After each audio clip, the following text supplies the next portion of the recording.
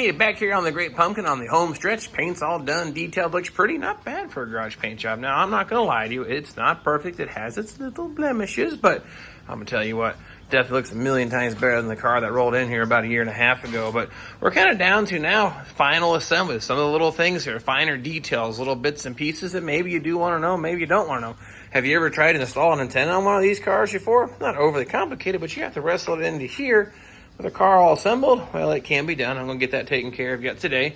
Little side, little inserts there. Super easy with the quarter glass out. So we're going to go ahead and do these parts right now before installing the quarter glass and quarter regulators. Because, man, I'll tell you, you can get right to these right now. Did you know there's a left and a right hood emblem? Yes, they both say 350, but there's technically a left side and a right side.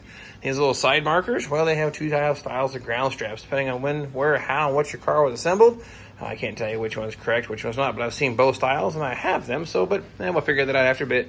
Door handles. Sometimes you actually have to trim these things down to height. They're actually sometimes kind of a universal fit. We'll get these test fitted and see if they're going to work. And the last but not least, probably one of the things we'll get here is the Pontiac badge. It typically goes on the trunk deck right across the back. Well, this car's got a spoiler on it, but I'm still planning on using these letters. Hopefully this little trick or modification works. It's not an epic fail, but we're going to see what we can do to still incorporate the cool Pontiac badge. So let's get this thing started. I think we just get started with the antenna. Now this is the base of the antenna. This is actually going to poke through the hole here. It has these little ears that snag on this here, so the orientation is kind of like this. We'll stab that up through here. And then there's actually a sleeve and a gasket that lines up, a little alignment notch there, and then secure the nut. Easy peasy, right? Well, except we got to wrestle this in through here and tuck it up through here without dropping any of the pieces down inside the fender. This is what it looks like on the outside. I'm going to go ahead and try to fish this thing through and see if we can't make that happen. That's what we're going to be looking at here. Of course, you can see what I'm going to try to wrestle or combat. But now I've got to get my hands up through here, feed that antenna up through the hole. See, my finger's going up a little bit short, but I think I can get it close enough that I can flip it up through the hole here and make a go of it. And once you get it fed through, there's a hole here in the side of the cowling or the side panel here. You actually fix that or feed that antenna through. Got some dust still in here. I got to clean this thing out. That's like the final detailing. So, but nonetheless, let's see if I can't feed that thing through here. We'll get that antenna base mounted. Let's go. Attempt number one, we're going to try to stab this through. First things first, make sure you put the base. It slides right over the top of here. It lines up with those little notches. I'm going to try to feed it here through the fender and snag up my other hand here with my finger. And yeah, oh yeah, this shouldn't be any issue at all. Hold on, maybe. Of course, I get my hand right in the way there. Okay, now antenna base is kind of sort of in place. Now we'll see about getting the other part to it here. Now this has a little notch, see a little keyway there? It lines up towards the driver's side of the fender, so we'll go ahead and place that in. Get that clocked into place. As long as things keep going, well, I got my other fingers here holding the antenna up in there. This should just slide right on into place and thread on. If I got it right. There we go. There we go. All right, now I gotta do, these have the 6 sides on the slots here. I'll get a crescent wrench probably and just snug that base up, and that should take care of getting the base of the antenna installed. And of course, proper tool for the job right here, one size fits all. Go gadget wrench is what we kind of call it, but we use this thing for everything. It slices, it dices, it's a hammer, it's a pry bar. Most time it turns nuts and bolts. That's all she's got. I don't want to go too tight, I'll warp the fender, but that's maybe a little more.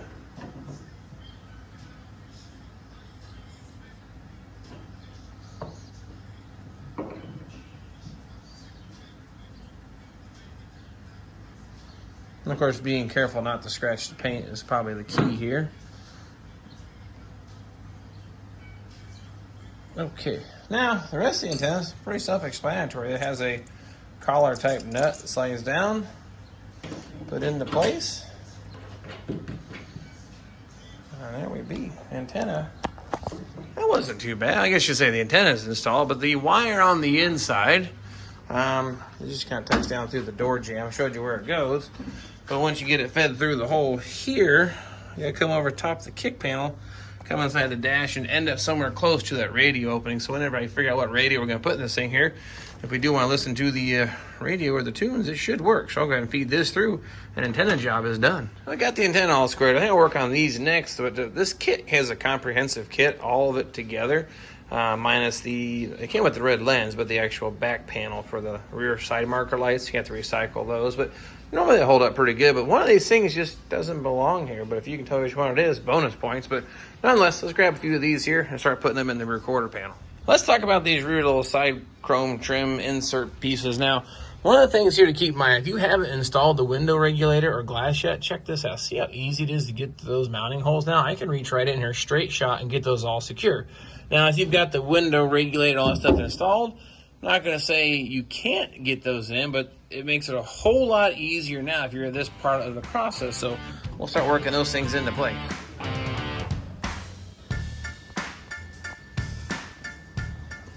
It's amazing what a few little shiny bits will do to a car. It makes it look a whole lot more gooder. Check that out. Nice shiny chrome on that paint. Nice little touch of different Pontiac. I'll go ahead and knock out the other side just the same. We'll start working on the next part of our pile here. And what I think about doing next, so let's just check this thing out here. So there's a left and then a right of these badges because they're leaned, of course. Now, which way is forward, which way is backwards? Well, they make kind of self-explanatory. I even learned the repop ones. See the little RH right there?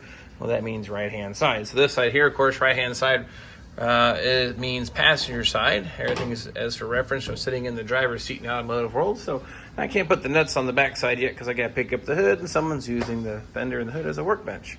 So what we're going to do next, I decided here on the front fender, the 3 holes there is where the word Firebird goes, 2 little holes there, where the little bird emblem goes. Now, I actually got this kit from Ames. I'm kind of, I don't hate it, I don't love it. I don't know much of a choice to really have on this stuff. Now, these don't look too bad. The Firebird badges here, they're not exactly straight. Look at that thing. It's got some waves to it. They threw it in a bag, so they weren't necessarily the most careful about packaging it. Tried calling them, but I haven't had any luck yet. But it's Sunday. They're not open on Sunday, coming to find out. But I'm going to work on getting this wrestle back on there. It's pretty flimsy. I think I'll get it to bend back, but these things are pretty fragile, so keep that in mind when wrestling these things. Don't get carried away, but I'll go ahead and get this one put into place here. That goes right here on the fender, attached on the back side. Now, of course, now without the bumper and the grill and everything on it, you can go right here to these studs and see all the holes. They'll run those things right on, no problem. Now, even under the hood, it's not too bad unless you got the battery in the way, but definitely super easy access right now. And then we'll find, and the problem I have with the Firebird badge, now, it's been a while since I've actually looked at an original one, but look at the size of this stud compared to that stud, compared to that one. This is large, small, medium. They're not the same size. So I bought an assorted nut kit, self-tapping or self-threading nuts. Hope that I can find some that will work for this application. But another thing to keep in mind, I may have to go shopping. They do not come with the hardware, and they're not, as you can clearly see, not the same size. So I'm going to find some of these nuts that fit. I got quite a few to pick from. Then we'll get that wrestled into place.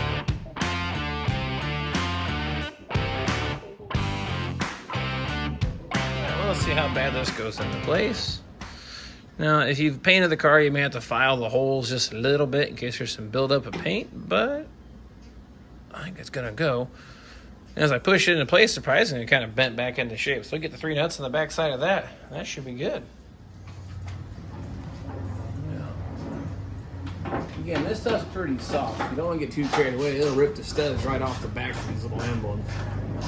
Just get it where, see that pulled up just snug. We'll call that good enough. Get here the other end. Good enough. And we'll get the center one tightened up.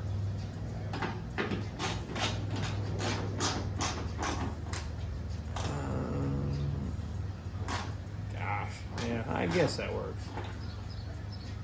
I'm not loving or hating these emblems. They're just okay. I think it's definitely better than what I had on the car. Because remember, I think I had the letter BI, part of the R, and that was about it. Because this car is missing the emblem, so I didn't have much choice. So these, they look okay, and definitely a lot better than nothing at all. So we're gonna call that good. Knock out the driver's side just the same. Well, let's go ahead and grab one of the door handles here, get into one of these. Now, the thing about the door handles I was talking about, I've had some of these where they're too long. You have to trim them to length. No big deal. Figure the length out, lob it off, good to go. Now, these are, I think, probably about the right length. It looks pretty good by eye, but how to find out whether yours are right or not, just go ahead and just test it.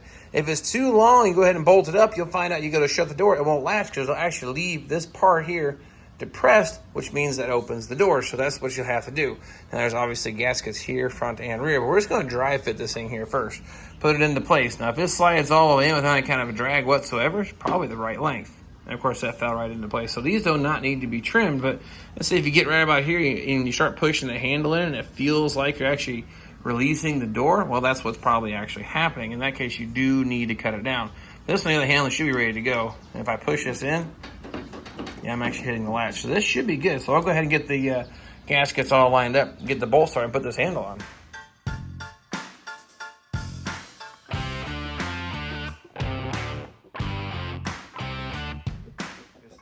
Makes things a whole lot easier. Install the door handle before you put the glass in. I did that because I wanted to do that whole how much does the glass weigh, and I got ambitious. I wanted to see something back together. But I got the bolt started. A little bit of a pickle. You get your hand in here and get it rest around the glass, and then get the gaskets lined up and the handle lined up. So note to self, install handles before the glass. So I got them started. We'll get those tightened up now. We'll do the same to the driver's side. I don't know about you, but a couple little chrome bits, shiny bits on the side of your car really starts to bring the thing all together. Going down the side of this here, looking real nice, mirror, door handle. Now, somebody would have ordered the little gaskets for the lock cylinders. We could have knocked that out too, but hey, you know, being a project manager, parts manager, and assembler, sometimes you miss a few things. So we'll get that going next go around. But next we're going to pop into here are the rear side marker lights. They're really not too complicated, but there's a couple pieces of parts, a few things you might want to know in case you didn't take the car apart, the pieces you need to make them work. And what we're talking about then, of course, we have the lens, you have the metal backing, of course, the pretty shiny chrome piece that shows up, and there's a gasket. Now, the thing that sometimes gets left off, you got to understand, is the side marker light, unfortunately, is a one-wire hookup. Well, that means you're requiring this housing to be grounded out to the body to actually have the ground for the bulb to work. Well, that's carried out by these brackets here. You either have this style here, which straddles the whole bottom of the lens like so, or you have the single leg style, which has the same idea. It goes into this nut here and pulls up tight. And this will actually kind of just scratch the surface of the quarter panel, and this is what's supposed to ground out the light. So if your light's not working, these items either straight up are missing, or we just got some corrosion between here, or these just aren't dug into the paint enough to break through the paint and ground it out to the body. So keep that in mind. If your side markers aren't working, you put a bulb in it, you check power, and the socket's good, you may just have to check that out there. But nonetheless, let's go ahead and get this thing installed. First things first, go ahead and install the chrome pretty shiny trim piece on first. Make sure it fits. And something to keep in mind, probably wasn't a bad idea if you have these prior to doing all the paint and body work, test fit them first, make sure they fit, because we are talking about replacement quarter panels. Was this actually stamped out or punched out right? But fortunately, it looks like this one's going to be okay once I get it pulled up tight. It'll go. So I think that one's going to be fine. So we'll go ahead and leave that in the place there. And then what we do next, you actually stack the gasket on it next. Yeah, that's more good than I got my hands. Again, slide the gasket over to the studs. This is going to help keep water out of your trunk. And keep that thing in place. Next part, red lens. Of course, arrowhead facing out. Get that pushed on. Okay, and then the next thing would be the metal backing piece. And then we just start a couple of the nuts on the top.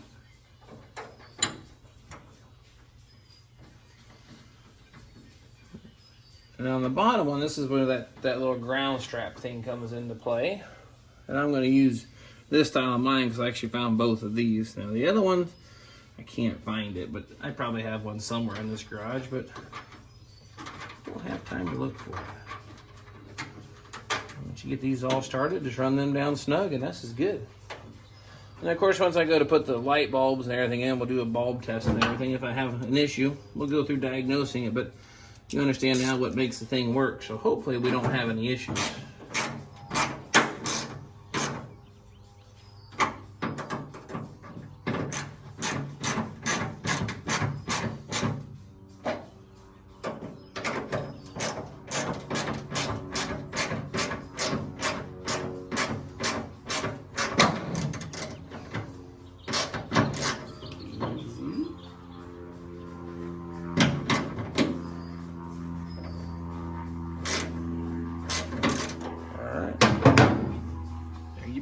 So what's it look like all up close, said and done?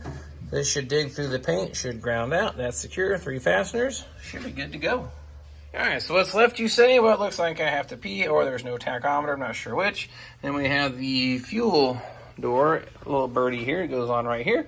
Self-explanatory, 2 nuts, knock that thing out. So this should go pretty quick. And then all I got to do is the one thing that we wanted to modify. And actually, I'll go ahead and tell you what I'm going to do, or hope to do, is, well, obviously, I can't put it on the trunk deck anymore because there's a spoiler in the way. But the owner and I both agreed the Pontiac badge in the back, this is a pretty cool touch. So we'd like to keep that incorporated on the back of this car. So I'm going to map out where it goes and actually mount it here in the spoiler on the vertical face. So hopefully I don't screw that up because this paint looks pretty good and I don't want to start over. So we're going to give that a shot. But the first things first, let me get the little fuel door bird on next. All right, so I've removed the spoiler off the car in preparation for this idea. Now this has been done before. I'm probably not the first person to do this, but this is the original trunk deck from the Great Pumpkin. I kept it because, well, it's a perfect template to put the word Pontiac back on any trunk deck in the future. So I'm gonna probably hold on to the trunk deck, but it's pretty simple. Take a piece of masking tape.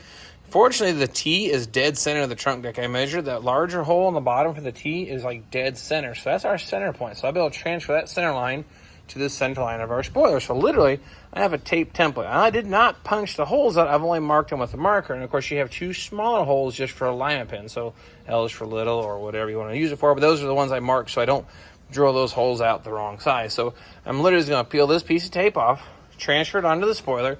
And on the spoiler, you count these little bumps on the bottom here. This one here is actually dead center when you measure, so I can line it up and put it onto that.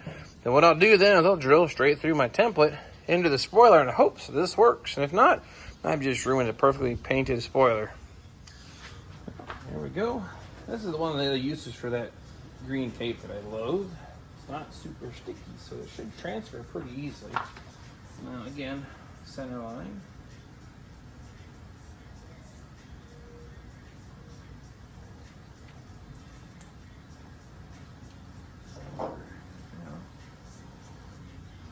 I guess, moment of truth. Trying to punch some holes, I guess. Well, I guess here goes nothing. Wish me luck, right? Take my glasses off so I can see. That makes sense. Now this is just plastic, so it's going to drill pretty quickly. And I'm not going to get carried away here.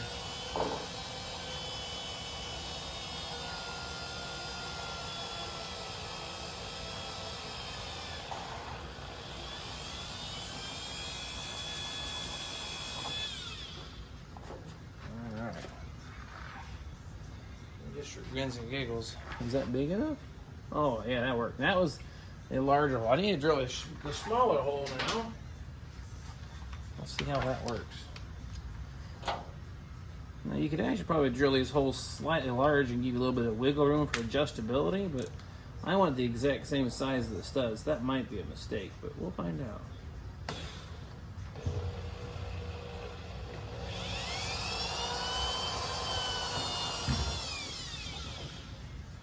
Well, let's just see what that looks like.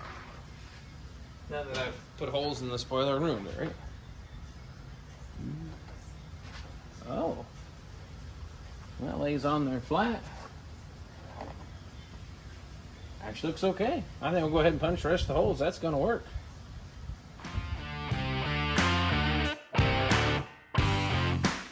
I'm going to say fortunately I drilled the hole super snug because I'll tell you what, I was a little underestimating the thickness of the plastic. By the time you put the letters in there and that's up flush, check this out, it barely pokes through the inside. So I'm not 100% sure how I'm going to secure them, but I have an idea. They are super tight friction fit. I didn't push it in all the way, but you have to kind of force it in. So what I'm thinking about doing, I'll just scuff the post real good with some like 60 grit, 40 grit sandpaper. And I'll tell you, this stuff here is like magic. It sticks to plastic like something all together fierce. This is basically a plastic spoiler. So I'm going to put some in the holes of each one of these letters and mount it in the spoiler. And once that cures, I'm very confident those are going to go nowhere between the friction and the epoxy.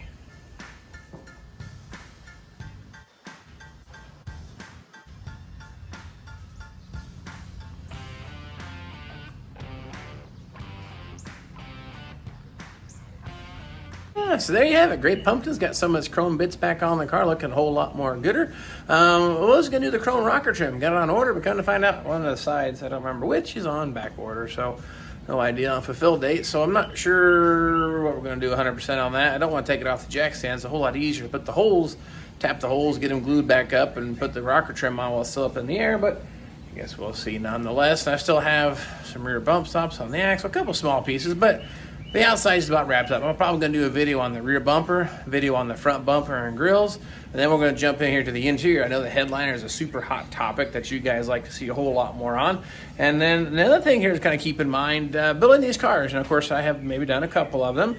That doesn't mean you're not fully capable watching these videos, asking some questions, knock this thing out, do as much as you possibly can. But JK Next Garage, they're doing exactly that. They've never built a car before. They're building a car husband and wife team, giving you their perspective of exactly what it takes to build a car, jumping in the first time. So if you want some real feedback on what it takes for someone with some mechanical ability but never done this before, check out their channel. They're making it happen. They've got a 67 Firebird, got it completely torn apart and making some pretty good progress. So check those guys out there, but don't forget to come back and check us out here just the same. But next go around, probably work on doing some of the bumpers. I don't know. Of course, anything you like to see, let me know just the same, and hope to see you guys then.